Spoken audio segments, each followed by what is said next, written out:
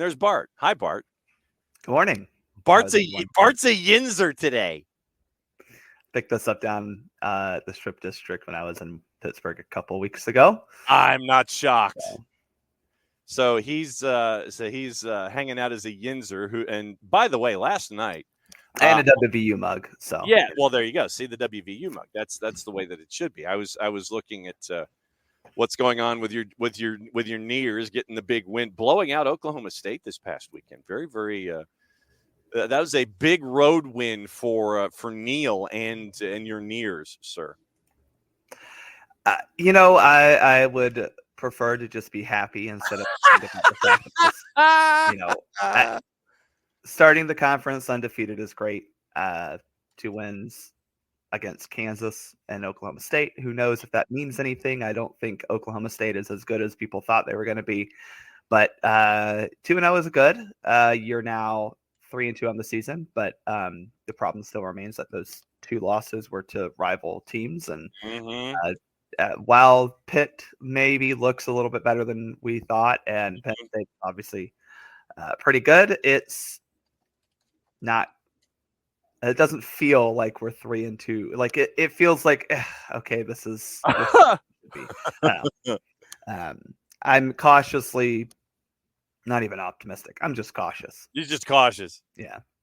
Dealing it is so basically the early season start for your West Virginia is it's a yellow card. It's a yellow also card. A plug for the most recent episode of the Soccer for Us podcast where we talk about potential locations that we would like to see the U.S. men's national team play in the next year and a half. And one of those I specifically shouted out was Pittsburgh, because I do think Heinz Field would be a fantastic venue for the U.S. men's national team. Women's team has played there before, so I would love to see the men's team get there on the better half of the state. Lobbing grenades at Rich this morning. Hey, he started it. Yeah. I see how this is working now on the timeline. Pittsburgh. I see how this works. All right, so we do have some things to discuss involving the USMNT. We'll start there. Some injury swaps and things like that. Although it was intriguing to see the casual photograph of Mauricio Pochettino watching a Los Verdos match at Parma. It was like, bruh, do you not have anything else to do? Like go sample the Tex-Mex in the heart of downtown? No, I'm going. No, he probably does not. I'm going. That man is probably very addicted to the sport and had to go watch. I'm going to Parma to watch me some Los Verdos. Hey, I get it. That's his job. Is he's supposed to be scouting the next wave of U.S. soccer talent, and that's good.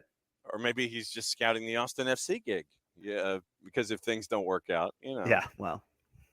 Yeah, Josh officially over, and I know that Josh Wolf was talked about for the Atlanta team. Yes, a vacancy, and we shall see. Yeah.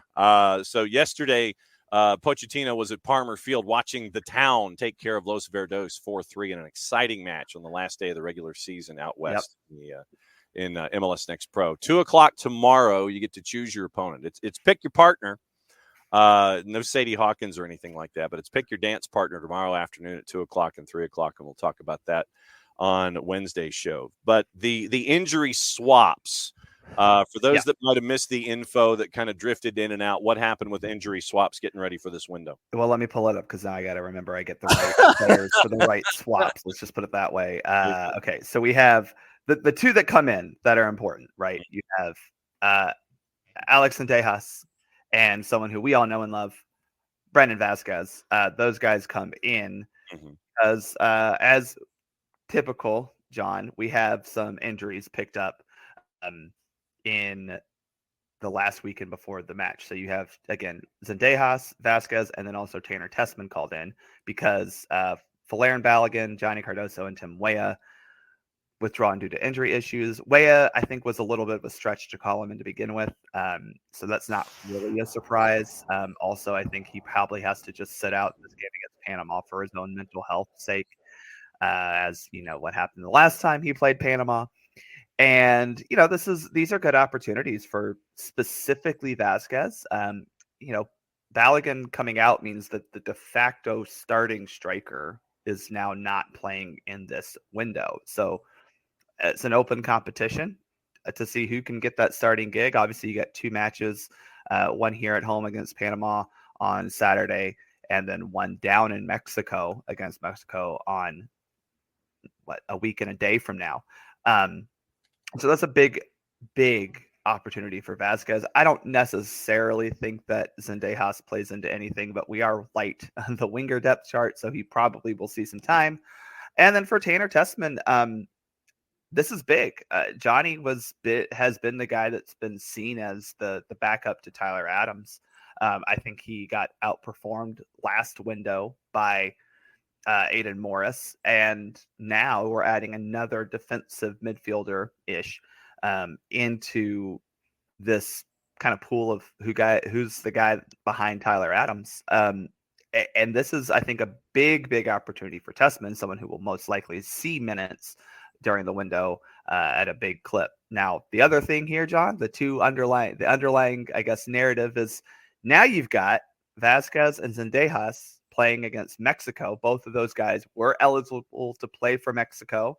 Both of those guys play in Liga MX. Mm-hmm. That's kind of fun. I wouldn't mind seeing Vasquez start down in Estadio Akron and putting a goal in like he has done on occasion during his time with Monterrey. That would be really cool. Mm-hmm. And so the Palace intrigue rolls on when it comes to the national team. I mean, when it really in this window, and since we have literally a week to discuss this leading into the Mexico match coming up on the 15th, I mean, legitimately, what are you looking at? And I may end up asking this question again this time next week after we've gone through a week of organization, getting everybody in, staring at things, Mauricio Pochettino wearing shorts and sampling Tex-Mex or what have you.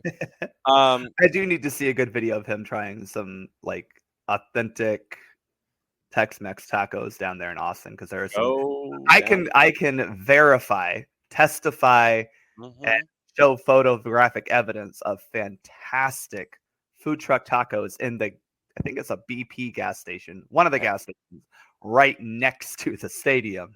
Because I ate there after doing early load-in back in 2021, and we walked across the street to the gas station before heading back to the hotel we were staying in across the interstate. So I think, a Pochettino visit to a taco food truck in Austin would be great content. Put that in the behind the crest video.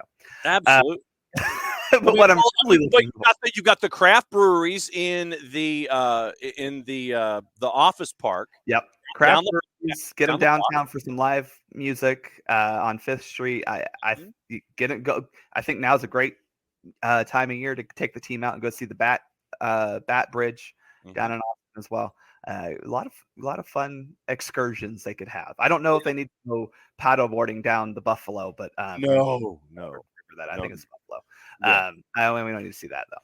No, but also if they'd gotten in early, it could have been at the ACL festival yesterday. So that was this weekend. It's wrapping up. Actually, when I went in 2021, it was the weekend that Austin City Limits was going on. That was kind of fun. That was the town had a big vibe to it. It was nice. Okay. So looking at that, obviously we'll have a week to. That's more important than the field, right? Like that. Those. This is what we're saying. It's like, it's your first excursion and being here in the States. You got a little time. I know that you're going to be spending some X's and O's time and looking at computer monitors and making sure that folks are 100% healthy. You check in with your physios. Oh, I got to go. I got to sample some Tex-Mex for dinner. Absolutely. Brisket. Get them some brisket down there as well. So go watch the True South episode, and then you'll really get some intel when it comes to Austin, Texas. So now that the USMNT is getting into the rhythm of this window and MLS is, taking the week off for the most part, there's a lot of reffing down here that I want to get into. And since we're mentioning Austin, let's start there with what occurred in the LAG match involving Biro and Ricky Puig. And the reactions are literally all over the place. I mean, it is everything from Mahoras Patatas to Biro needs to be strung up and and hung from his sambas on this one. I legitimately had to, because of the wide range of emotion that was attached to this particular tackle. I literally have watched this tackle at least 24 times, and I've done the whole Zapruder thing, and I've slowed it down, and I wanted to see because literally you have folks who are watching this at full speed with Guilherme Biro going after Ricky Puig in front of the LAG bench. The LAG bench is looking at instantaneous red card. They want him taken away, by the gendarme and the Yellow Jackets and everything. I literally had to look at this thing at least 24 times to see what was going on with Biro and contact and Puig, and everybody's like, suspend him, 6 to 8 matches, all these kinds of things. How did you look at this at full speed and then have to slow it down like I did? Yeah, I think that's the best way to look at it when you look at not just, obviously, I think in the moment it should be a red card. This is serious foul play, right? I think this is leaving studs in the air and the whole thing. And then you add, there's the fact that he puts his arm up to then try to grab him and pull him down. All of those are absolutely in the realm of serious foul play. Again, not violent conduct because it technically is a play, but that is a red card to a T. That is what needs to be policed in this league. But I do think that this was not your typical, I went in hard for a challenge. I think it just needs to be said. But I'm gonna push for a higher penalty on this. It was something that your friend and the godfather of Atlanta soccer always says, that MLS does not do enough to protect its stars. Right. Outside of Messi, who gets to do whatever he wants, including getting, automatic bids into the Club World Cup, despite he'll even be able to play next year. This is one of those opportunities to, Ricky Puig is, now that Almada's not here, the brightest young star in the league. And arguably the most talented player, I think, in the league. And this tackle was definitely a tackle meant to harm him, not a bad tackle that he got out of his mind a little bit. This seems not stopping a rush up the right hand side. This was not just poorly aimed, not just poorly timed, but this was intentional. And I do think that this is an opportunity for the league to make a statement about protecting its stars, but also this is just inexcusable play. This is not soccer, and you have to tell people that this is not how we need this league to be. That we are not Scotland. We need to take stuff like this. When you look at this, you look at it at full speed, and you're like, damn. And then when you look at it slower, and this is what I always want to recommend in these situations, we see something at full speed, and I know that seeing something at full speed in game state and navigating that in the moment is one thing. But now that the match is over and we can look at things after the fact, and then we can gauge what the Guilherme Biro looks like he's doing. Biro is like sliding and he's lunging up, and the feet are in the air, and then and he barely makes contact with Puig. Ricky Puig is trying to again. It is so clear what his intentions are. And then again, he reaches up to grab. It is very clear he wanted to do here. Yeah. And then you end up with even as Ricky Puig is trying to be, Dick Fosbury here. And some people are trying to claim he was diving of some sort. And I'm like, yeah, he's diving out of the way. Yeah, he's trying to clear the hole. Like when a drunk driver ends up on the sidewalk and you're trying to get out of the way from a car accident. Like that's what this was. What in the world? And so he still, as Puig is trying to clear Biro ends up still with his legs in the air with all of the vert that Puig makes. He still ends up clipping him a little bit in front of the LAG bench. You see all the anger and the waving of hands and the consternation and such. But yeah, for me, obvious red card.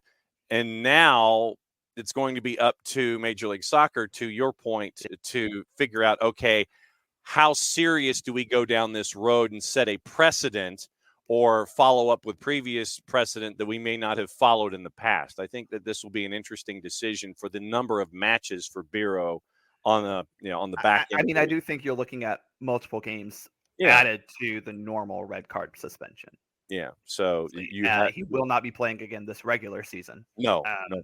No, I'm trying to think. Austin is not. No, they're below the bar. They're not playoff contention, so he may not be playing a whole lot next season. Yeah, so we'll see what the league looks at there. D. Graham has something that we're probably going to. I saw that. I did not watch the Royals game. I'm really sorry. Okay. Well, okay.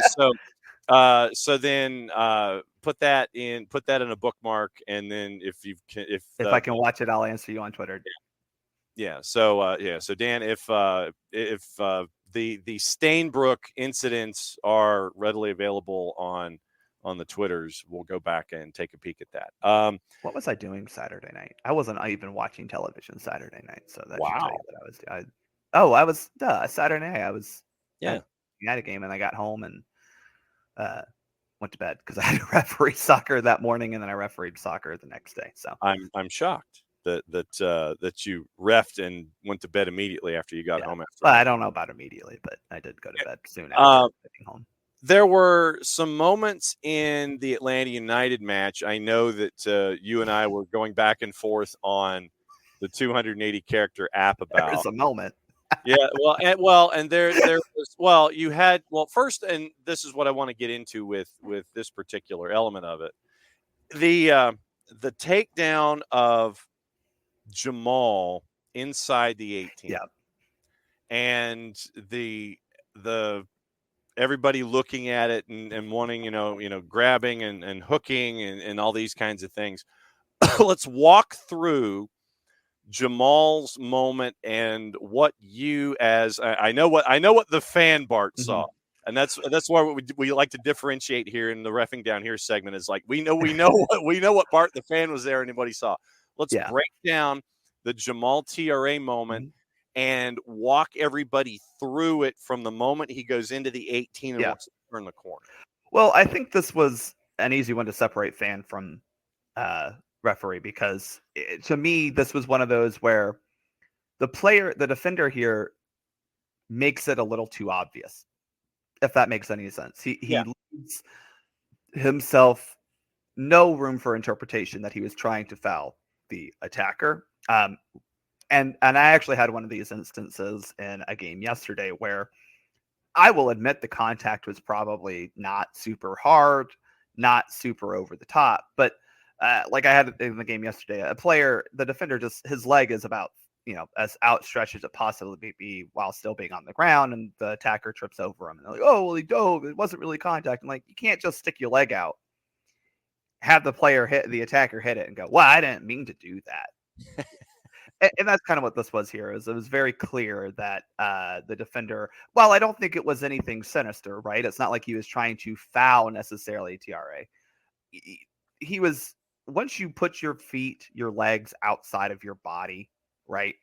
And any good coach will teach you this. We call it diving in or something like that. Once you do that for a prolonged period of time, because this wasn't like he just stuck his leg out and he tripped. I mean, his leg is out for a good second or two. And TRA trips over it. That's gonna leave you open for a foul, and then if you do that in the box, it's gonna leave you open for a penalty kick. So to me, is it soft?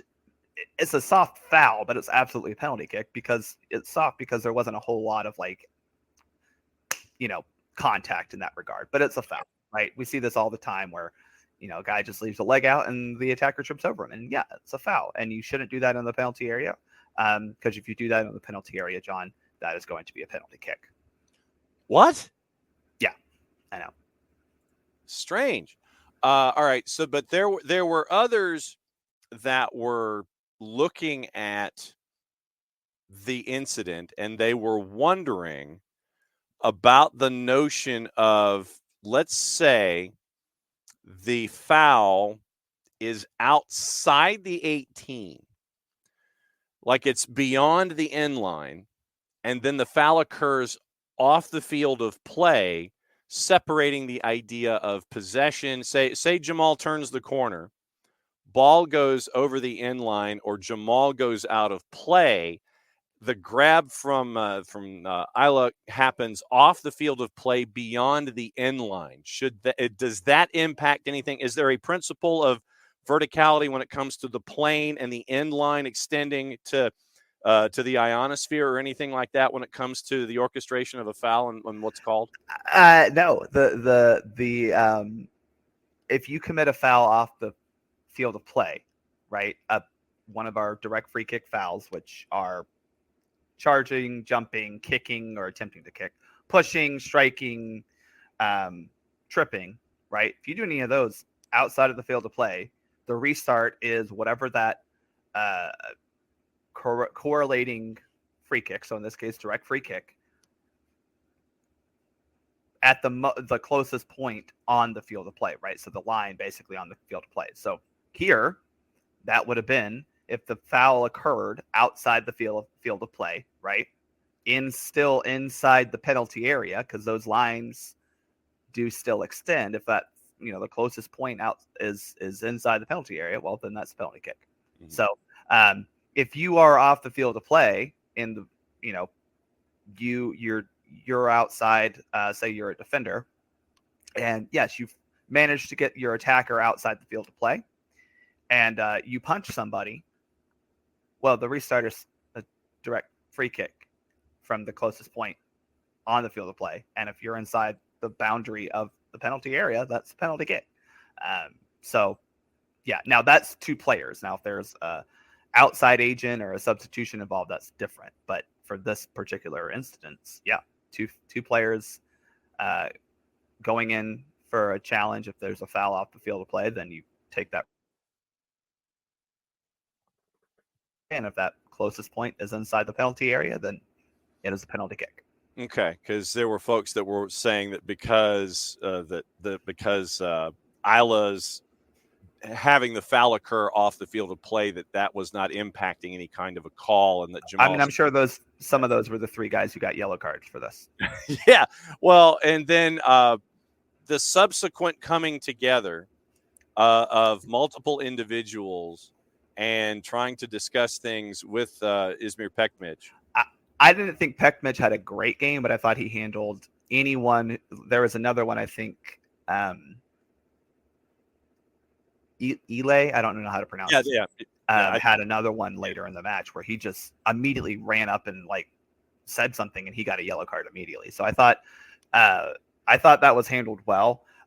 And I had this discussion with the coach yesterday. You're allowed to have a conversation, to ask questions, right? Yeah. But it needs to be in a respectful manner. And running up to the referee with 3, 4, 10 of your friends is not respectful and is not in the spirit of understanding what the call was. Does that make sense? And sometimes you have to ask, do you want to yell at me, or do you want an explanation? Because only one of those is allowed. The other one's going to get you a yellow card. And that's what happened here. You had even the captain can still get a yellow card when, again, the referee, while we should be a little bit understanding of emotions of the players have to keep themselves within their emotions, right? Mm-hmm. Just because you're mad at a call that your team got a penalty kick does not give you the right to get up in a referee's face and yell at him. And again, this did not look to me like they were genuinely asking a question about why that was a penalty kick. There seemed to be no true intentions of finding information here. They were just mad and yelling, and they really only have themselves to blame because you gave up a stupid red card, dog so. It was a little soft, but it was a foul, and it was dog so. Okay, so let's walk through Nealis and Mosqueda and that moment with dog so. Ball over the top, someone in the calf. Yeah, ball over the top. Mosqueda is in hot pursuit. Yeah. He gets there first. Nealis, in trying to defend, that's the word that I'll use, defend against Mosqueda, trying to gain possession, in his follow-through of trying to make contact with the ball or whatever the situation is, however you want to phrase it, makes contact with Mosqueda's right hamstring on his follow through. So Dogso, and what else comes into play here? Yeah, so it's Dogso, right? With especially in this instance, he is definitely going through the D's direction, heading toward goals. Right, he is headed toward goal. Mhm. Distance, I mean, what? I think it was a yard outside the penalty area, maybe Yeah. two. I forget exactly where, but Yeah. I mean, look, that's close, right? Yeah. Defenders, right? There may have been a defender close-ish by. I think it was the left center back, maybe possibly was close. But then we talk about distance, not just to the goal, but distance from Mosqueda to the ball.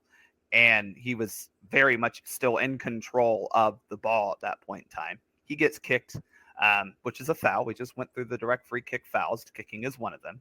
And at that point, it's either Dogso or a yellow card. But in this case, Dogso looked pretty, I mean, legit. Again, I think it's soft because the foul wasn't like, I don't think the foul was intended to like stop Mosqueda from scoring a goal necessarily, but he fouled him. And at that point, it's Dogso. And that's just, the letter of the law here. Okay. The Walking through it as I'm sitting here and watching, and Neelis is the first person to sit there and wave his finger and go, no, I didn't do it. So literally it comes over the top as I sit in it. Like I said, I'm playing it right now as we're talking about it, but it was over the top. Mosqueda gets there first. Neelis on the follow through once again, just basically ends up kicking Mosqueda. And I mean, literally, Neelis is not looking. He's looking at the ball and he's trying to do the basket catch over the shoulder. And in his follow through, hits Mosqueda. The fact that he doesn't know that Mosqueda's not there for a double negative makes no impact on the call. Contact is still contact. Correct, and that's the thing here is that there was a foul committed, and then we do, because of the situation, we have to go through the D's of Dogso, and I think most of them are met. Again, the only one that's a little iffy is defenders, but I think in this case, the defenders weren't going to be able to stop the obvious goal scoring opportunity. And so I think, again, this is a pretty straightforward red card when you look once the D's of Dogso are applied. You have one fellow center back for Red Bulls who is 7 yards further away. It's like 7 yards away from the point of contact and behind. Yeah. So I don't think that player could catch up. So. Yeah, I don't think so either. Again, that's the only one that I see that like possibly maybe you could talk about, but it's like I don't think he's stopping Mosqueda in his attempt on goal there. Okay. So those were, I think that was let me ask you this before we get into Mark Geiger and the interview from Soccer America, and specifically the VAR element that he talked about. When it comes to a player and whether, captain can come up to you, players come together, they try to influence and all these kinds of things. When it comes to magic words for you, and whether, because like I said, there were some umps in Major League Baseball that sat there and it's like, I know if a manager's hot, I'm going to let him talk. But the second you start talking about my family, or you say a magic word, then we're done. You can say whatever you want about me, but you start talking about my family, then we're done. What about magic words for you and those that are around that you have conversations with, that are a part of your circle when it comes to limits of where and how far either a captain can go or a clattering can go before you start going blackjack dealer on everybody? So similarly, my whole thing is you don't get to talk about me personally. You can't call me an idiot. You can't you can't curse at me. Now you can say that's explicit warning. You can say that's bullshit, and I'll go, well, you're allowed to do that, right? Because I understand. Again, I'm understanding that people are going to be emotional, and I personally like to use colorful language as well. But as soon as you talk about it at me, that's going to be the problem. And if you call me stupid, if you call me an idiot, if you say I don't know what I'm doing, those types of those are the things that I personally don't tolerate, right? And especially what are you doing? Anything of that line, like do your job, stuff like that. does send me a little bit over too, because I'm like, well, one, I know what I'm doing because I've been doing this for 20 plus years of my life. I've also played this sport just as long as you coaches have, and in some cases a lot longer than the coaches have, despite what they want to believe, because apparently any coach with a British accent knows more about the sport than anyone who's ever existed, despite me playing at a higher level than some of them and playing the sport longer than some of them. But they don't like to hear that. There's only been 2 coaches that I've actually coached, or that I've actually had on the sideline, that I can definitively say have a better playing experience than I did. And both of those guys played in a World Cup. So I will concede that to them, right? But most of the coaches, I'm like, okay, great, you played in college. Well, I got news for you, bud. There are just levels that, again, when you start talking about me and questioning my credentials and ability to call the match, is when we're getting into a problem.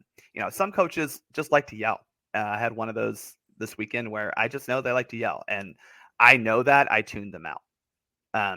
And I know it probably doesn't help necessarily the situation all the time, but if I were to go ask him to be quiet after every time he yells something about ref, that's like that, that's about that, we wouldn't be playing soccer. I'd have to add 20 minutes of extra time, right? So at some point, if he doesn't cross the line of talking about me directly, or saying bad things about players themselves, that's the other thing that I'll get into. But, as long as you're not talking about me, I can let you, yell a little bit.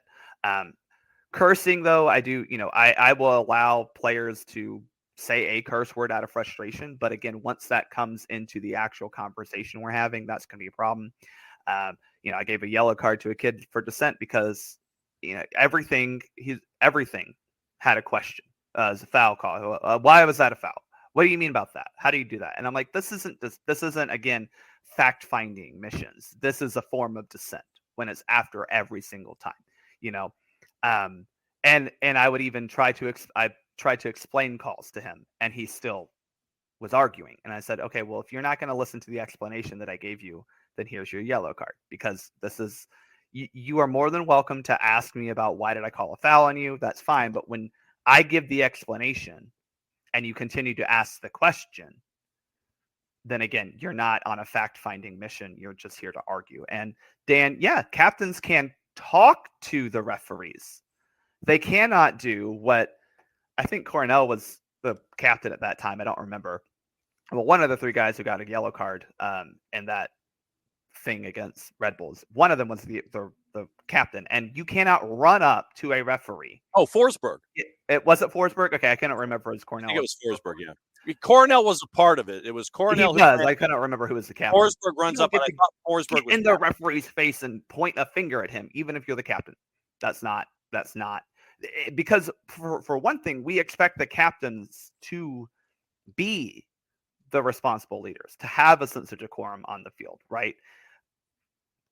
If you don't act like that, then you're no better than any of the other players. You're supposed to be the responsible one, right? And once you stop acting like that, then you're going to get a yellow card too. So yeah, the captains have the right to talk to the referees, to ask questions in a respectful manner. All right. Last topic for this week is VAR. And there was discussion was there from Dale Johnson and his column this week, specifically about impact of a particular activity and how it applies to VAR, specifically the Virgil van Dijk moment with Mark Gahey compared to Everton and Sandro Tonali. But Mark Geiger gave an interview to Soccer America. Mm-hmm. And it discusses VAR and what it is, I guess, and what it isn't. And this, I thought, was the key passage here with Mark Geiger. Quote from Soccer America: "What's the key to good VAR implementation?" Geiger, quote, "The question VARs need to ask themselves is not, is the decision correct? They're concerned with, is the decision clearly wrong? Anything that's subjective, where you can make an argument both ways, that's not for VAR.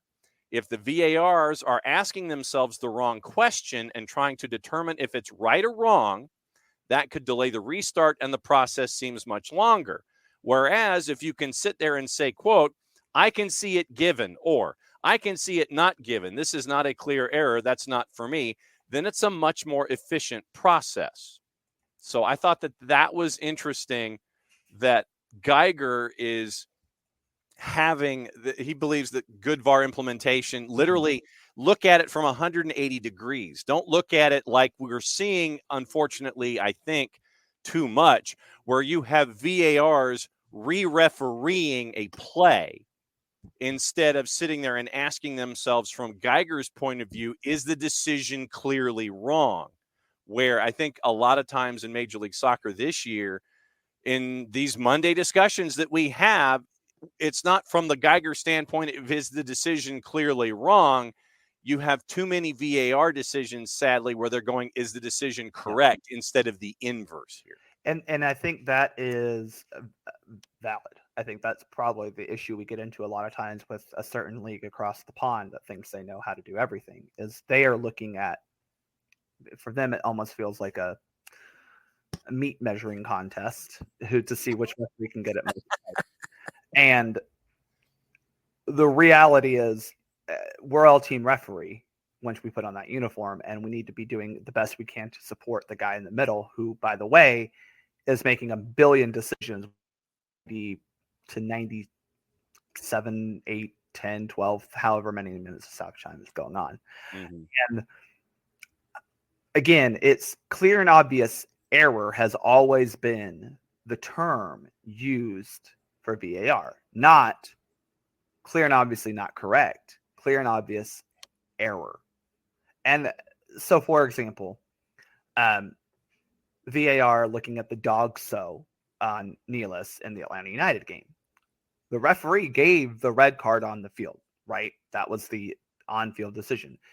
That point, the VAR is just looking to make sure that the referee did not clearly screw up all the Ds that are required for dog so. And as we just talked about, sure, you could make an argument that there maybe is a defender in the area, but that is not a clear and obvious error, right, for the referee in that situation. The referee did not make a clear and obvious error by saying, well, that player who's 7 yards away is in the play. No, that is subjective. I mean, we're talking like you need to be a couple yards away, like within reasonable ability to play, to be involved in active play. And so that's a good, I think Geiger is spot on. That is the issue, is we're looking at to say, oh, well, was he wrong? Instead of, well, let's almost validate that he was right.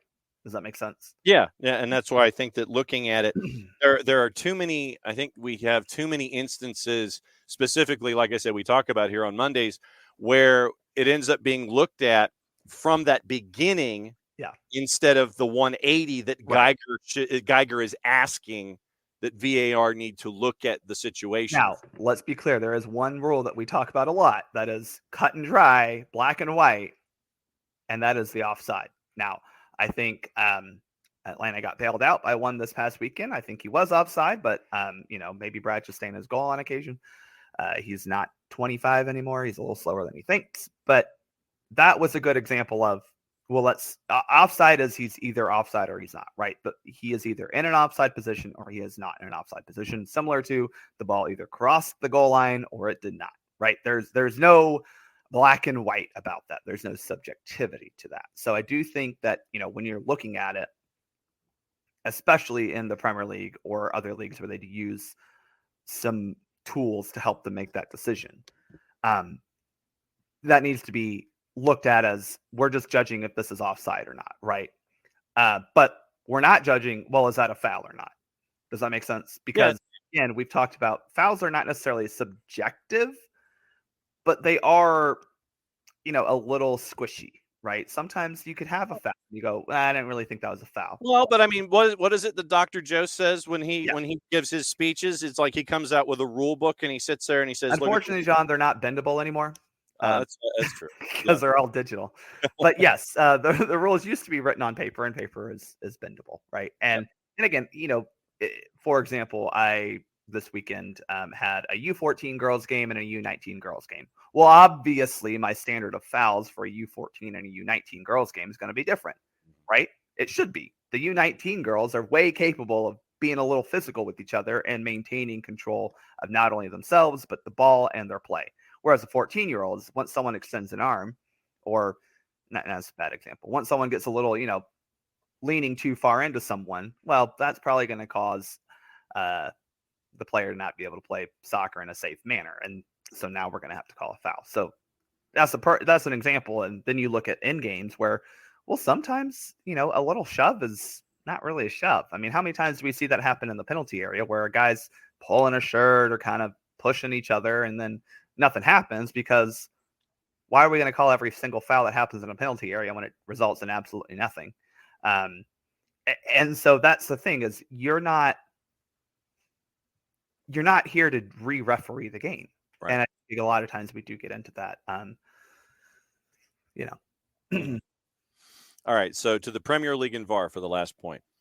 Dale Johnson this week says one of VAR's biggest problems has been managing expectations. A lot of that comes down to the lack of information given to fans who've been treated abysmally over the past 6 seasons. The drip of information is improving, but it's nowhere near enough. One of the issues those who run the game have had to grapple with is how to get the message across. Simple fact is no two situations are ever exactly the same. Both are judged on the balance of a set of criteria, but when one aspect is offered an explanation, fans understandably apply that to another situation. Refs know that explaining the intricacies of two scenarios puts them in a no-win situation. Mm-hmm. So instead, we just get a few tweets on X that, while better than nothing, lack context. Take this weekend. Virgil van Dijk, didn't concede a penalty for holding in the box because Mark Gahey wasn't going to be able to play the ball. Yet Newcastle were given a penalty versus Everton, even though Sandro Tonali had no chance of being involved in the play before he was pulled down by James Tarkowski. The forensic nature of VAR has led to many changes in the way the game is refereed, with pages of guidance to help officials decide when they should get involved. This comes down to one word: impact. It appears only twice in the laws of the game, both times in relation to the powers of the referee and not in passages about offenses. Yet today it's absolutely crucial in determining when VAR sends the referee to the monitor. Impact is important for the referee on the field too, but it defines the role of VAR in pretty much every subjective situation. Has holding impacted an attacker from challenging the ball? Has a player in an offside position impacted an opponent? Yet impact on the play and actions of a player are not completely interconnected. The nature of a challenge can be the overriding factor, and that was what happened with Tonali. So nothing like the HAL 9000 when it comes to the rule book. And I get it. It's hard because, in my understanding and the only other experience I have truly of like studying to be a referee is in volleyball. And I can tell you that the volleyball rule book, the USAV rule book, is a lot longer than the laws of the game.